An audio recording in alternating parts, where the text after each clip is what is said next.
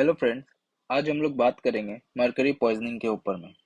Mercury जैसा कि हम लोग सब जानते हैं एक लिक्विड मेटल है और यह ब्राइट सिल्वरी अपीयरेंस का होता है और ये रूम टेम्परेचर पे आते ही वोलेटाइल हो जाता है। मेटेलिक मरकरी जो रहता है, एलिमेंटल मरकरी जो हम लोग थर्मामीटर में देखते हैं, वो पॉइजनस नहीं होता है। मतलब डायरेक्टली अगर उसको खा लिया जाए तो वो पॉइजनस नहीं होगा, क्योंकि वो जीआईटी के थ्रू एब्जॉर्ब ही नहीं हो पाता है।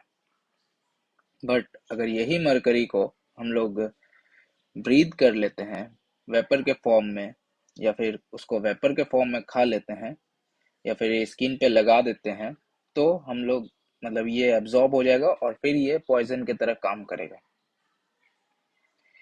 इसका अगर ऑक्यूपेशनल एसोसिएशन देखें तो ये हैट इंडस्ट्री के वर्कर और ग्लास ब्लोइंग इंडस्ट्री के वर्कर में मरकरी टॉक्सिसिटी होता है। हैट इंडस्ट्री में कैसे होता है कि जो मरकरी नाइट्रेट जो रहता है वह यूज होता है प्रोसेस फॉर लेदर और सिल्क में।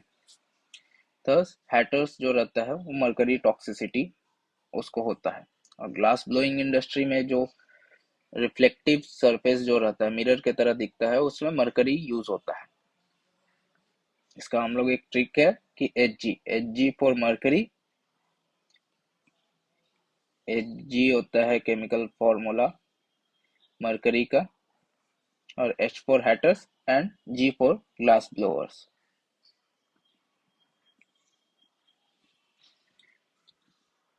टॉक्सिक फॉर्म ऑफ मरकरी के बारे में हम लोग बात करेंगे तो सबसे पहले हम लोग देखते हैं एलिमेंटल मरकरी।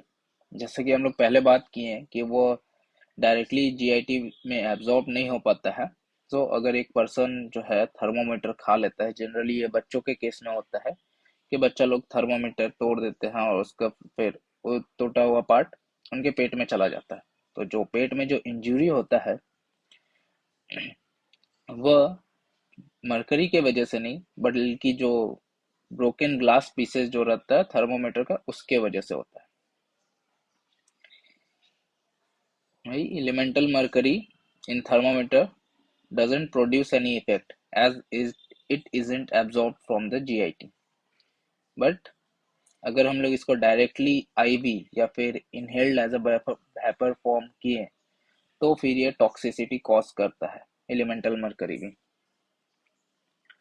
ऑर्गेनिक मरकरी दो तरह के होते हैं, methyl mercury and ethyl mercury. और इनऑर्गेनिक मरकरी जो रहते हैं उसको दो पार्ट्स में बांटा गया है, एक मर्क्यूरिक सॉल्ट और एक मर्क्यूरस क्लोराइड, मर्क्यूरस सॉल्ट्स। तो मर्क्यूरिक सॉल्ट्स में मर्क्यूरिक क्लोराइड आता है, मर्क्यूरिक नाइट्रेट आता है, मर्क्यूरिक सल्फाइड आता है, मर्क्यूरिक थायोसाइनेट आता है। और ये जो मर्क्यूरिक मर्क्यूरिक थायोसाइनेट जो है वह क्रैकर्स में यूज होता है। एंड मर्क्यूरस फॉर्म में मर्क्यूरस क्लोराइड आता है, सॉरी यहाँ पे क्लोराइड हो गया,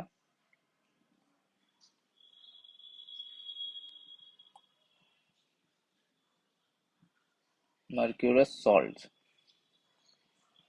मर्क्यूरस क्लोराइड जिसको हम लोग कैलोमल भी बोलते हैं, और मर्क्यूरस सल्फाइड जो कि सिंदूर के फॉर्म में भी यूज होता है।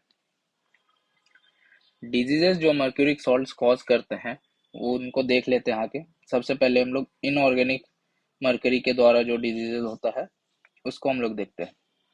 तो उसमें सबसे पहले हम लोग बात करेंगे mercurialism. If elemental mercury is injected IV, तब उसके द्वारा जो होता है उसको हम लोग मर्क्यूरियलिज्म कहते हैं। पेशेंट्स कैसे प्रेजेंट करता है, पेशेंट करेगा कि ग्रैनुलोमास होगा, लंग्स में ग्रैनुलोमास होगा, पल्मोनरी एम्बोलिज्म होगा, डिस्पनिया होगा एंड फीवर होगा। अगर मर्क्यूरिक वेपर इनहेल कर लेता है तो पेशेंट्स कैसे प्रेजेंट करेगा, फीवर होगा, डिस्पनिया होगा और स्किन रैश होगा उसको। दूसरा डिजीज है मर्क्यूरिया लेंटिस। जब एक पर्सन एक्सपोज होता है मर्क्यूरियल वेपर से, मरकरी का वेपर से, तो यह जो वेपर्स है वो anterior lens of anterior lens capsule में डिपॉजिट हो जाता है। एंटीरियर लेंस कैप्सूल जो लेंस है उसका यहाँ पे एंटीरियर लेंस कैप्सूल होता है, ये पोस्टेरियर के तरफ है और ये एंटीरियर के तरफ, ये आई लेंस है। उसमें एंटीरियर लेंस कैप्सूल में यह मर्करी डिपॉजिट हो जाता है, मर्करी वेपर, और उससे होता है मर्क्यूरिया लेंटिस। इसमें विजन नॉर्मल होता है और स्लिट लैम्प एग्जामिनेशन जो रहता है वह मार्क्ड ब्राउन रिफ्लेक्स दिखाता है in the lens of the eye, और ये दोनों ही आंखों में होता है, बाइलेटरल होता है। Diseases due to organic mercury देखा जाए तो एक का था Minamata disease and Hunter Russell syndrome. इसमें जो पेशेंट्स रहता है वो प्रेजेंट करता है विद अटेक्सिया या फिर ट्रेमर्स। ये जो है यह मूवमेंट से रिलेटेड है, मूवमेंट्स उसका अच्छे से कंट्रोल नहीं कर पाता है पेशेंट्स अपना।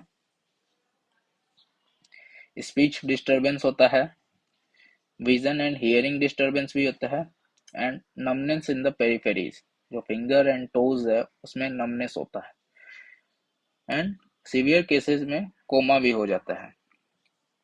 और ये जो मिनामाटा डिजीज है वह does not occur due to direct exposure to organic mercury, that is ethyl या फिर मिथाइल अल्कोहल से डायरेक्ट एक्सपोजर के कारण नहीं होता है।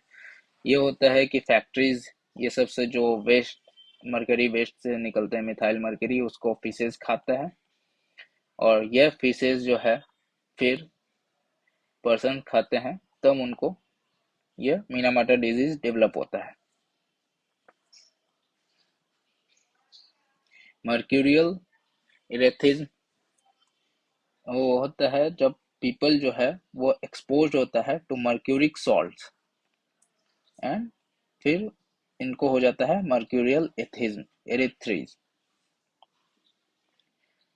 और इसमें जो है पेशेंट्स प्रेजेंट करता है विथ न्यूरो साइकेट्रिक मैनिफेस्टेशन। इसमें दो है, एक न्यूरो मैनिफेस्टेशंस होता है और एक साइकेट्री मैनिफेस्टेशन। तो हम लोग न्यूरो एंड साइकेट्री मैनिफेस्टेशंस को दोनों को अलग अलग देखते हैं। सबसे पहले बात करते हैं न्यूरोलॉजिकल मैनिफेस्टेशंस। तो इसमें पेशेंट्स प्रेजेंट करता है with tremors which are called hatters shake या फिर ग्लास ब्लोअर्स शेक, क्योंकि ये जनरली हैटर इंडस्ट्री और ग्लास ब्लोइंग इंडस्ट्री में काम करने वाले लोग को ही होता है। Both resting tremors and intentional tremors are seen. These tremors initially develop in hands and fingers. ये जो ट्रेमर्स है वो इनिशियली डेवलप होता है हैंड्स एंड फिंगर्स में, देन उसके बाद टंग को इन्वॉल्व करता है, आर्म्स लेग्स को इन्वॉल्व करता है, और फिर उसके बाद पूरा बॉडी को, और यह सीक्वेंस में होता है।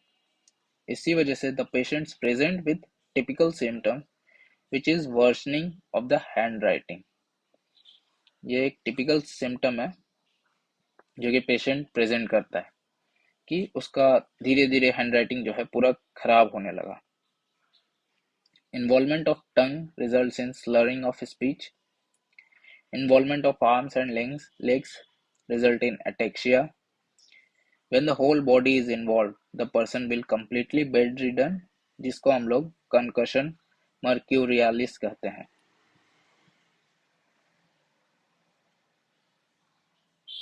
और ये concussion mercurialis जो होता है वो प्रोग्रेशन ऑफ ट्रेमर्स के कारण होता है, एंड इन ट्रेमर्स को हम लोग डैनबेरी ट्रेमर्स भी कहते हैं। साइकेट्रिक मैनिफेस्टेशंस में देखा जाए तो इनिशियली जो रहता है वो पेशेंट प्रेजेंट करता है विथ इमोशनल इनस्टेबिलिटी, जैसे कि जो पेशेंट जो रहता है वो प्रेजेंट करेगा timidity, shyness, depression, irritation etcetera, and इनको हम लोग मैड हैटर्स भी कहते हैं, as people working in hatter industry develop these psychiatric symptoms. दूसरा डिजीज है acrodynia. When people gets exposed to mercurous salts, not mercuric, it's mercurous, sorry, they develop acrodynia. Acrodynia. Patients presents with painful peripheries, इसमें इससे पहले जो था उसमें हम लोग का नमनेस हो जाता था, बट इसमें पेन करता है और इसको Feer's Feer disease, Swift Feer's disease, calomels disease भी कहते हैं। It specifically affects the children, और पेशेंट जो रहता है वो प्रेजेंट करता है विथ पीज ओनली। पीज का मतलब है feeling of skin, pruritis, paresthetic, perspiring, and painful puffy peripheries.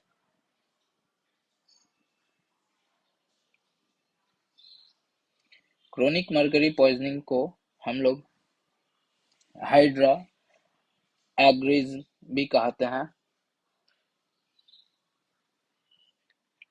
It is commonly seen in hatters and glass growers. वही क्लिनिकल फीचर्स देखा जाए तो इसमें होगा मेटेलिक एचजी,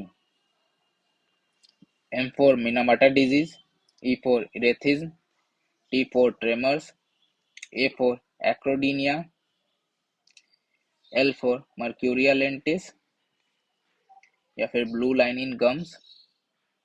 और ये ब्लू लाइन इन गम्स जो है वो लीड, कॉपर और आयरन पॉइजनिंग में भी देखा जाता है। I for insomnia, C for colitis, H for Hunter Russell syndrome और G for grey stomach mucosa.